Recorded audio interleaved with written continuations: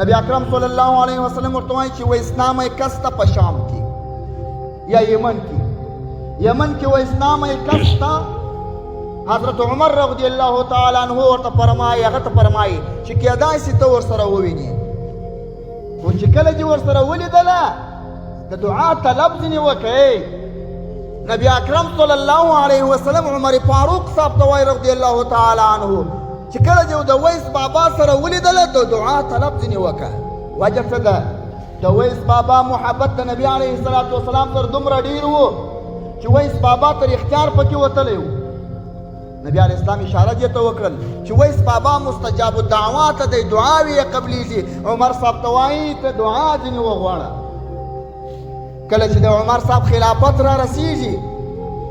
کال په کال حضرت عمر صاحب پوښتنه کوي هر وخت چې د یمن څخه حاجیان حج ته راسي دی ورته وایي تاسو کې به اسلامي کس نه وي یو کال داسې راغی چې د ویس بابا مور وفات کړی دی او د حج ته د سفر اراده وکړه کله چې حج ته د سفر اراده وکړله داسې سخت مسکینو خلکو چې ول چې زه حج ته ځم هغول په دغه رقم دې بیا یو چې ته به زموږ د وښانو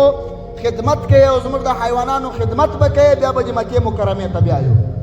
ویس بابا به ورته چې بس کوم چې کله د یمن ته حاجیان راله د یمن حاجیان مکې مکرمې ته رالل حضرت عمر فاروق صاحب پوښتنه کوي په تاسو کې اسلامي کس شته که نشته خلکو یو بل ته سره وکتل نه په موږ کې خو اسلامي کس نشته یو چا په بغل کې غږ کړل دا خو به زموږ شپون نه ښیي زموږ چوپان خو به نه ښیي عمر فاروق صاحب د نبي اکرم صلی الله علیه وسلم حدیث یاد و ول دغه شی دا راوښی دا چیرې ول دا خو د دې غونډۍ شاته ته زموږ د وښانو سره ساروان دی ول دې ته مې وروله امیر المؤمنین عمر فاروق صاحب چې را روان سو که ګوري ویس بابا پر لکړه تکیه کړې ده مراقبه د مراقبې معنا دا ده د رب العالمین فیض ته انتظار کوي خالص یې مغزی کوږ نیولی دی او د خپل ځان یې داسې راټول کړی دی چې پروردګاره ستا په دربار کې به زه د کوم شي حیثیت لرم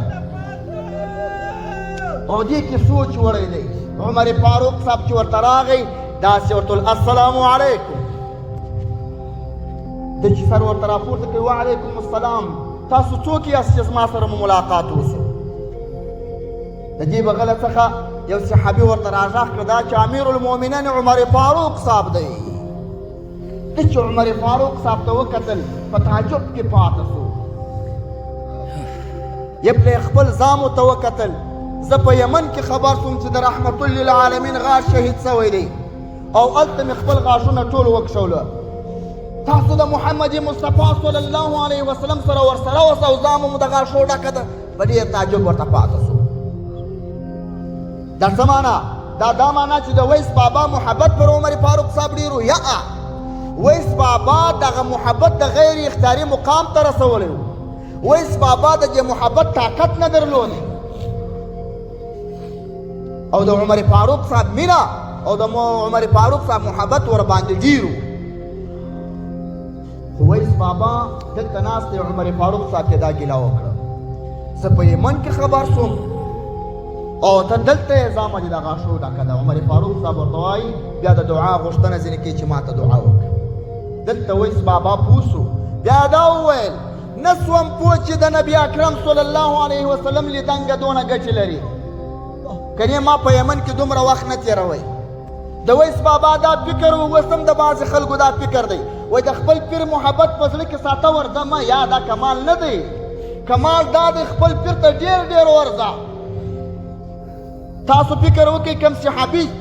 چې د نبي اکرم صلی الله علیه وسلم سره ډېر وخت تېر کړی هغه ښه درجه لري صدیق اکبر صاحب دا په ټولو صحابهو کې اول یار د نبي اکرم صلی الله علیه وسلم دی دې مقام ته په څه شي ورسېدی په ډېرو صحبتو په ډېرو مجلسو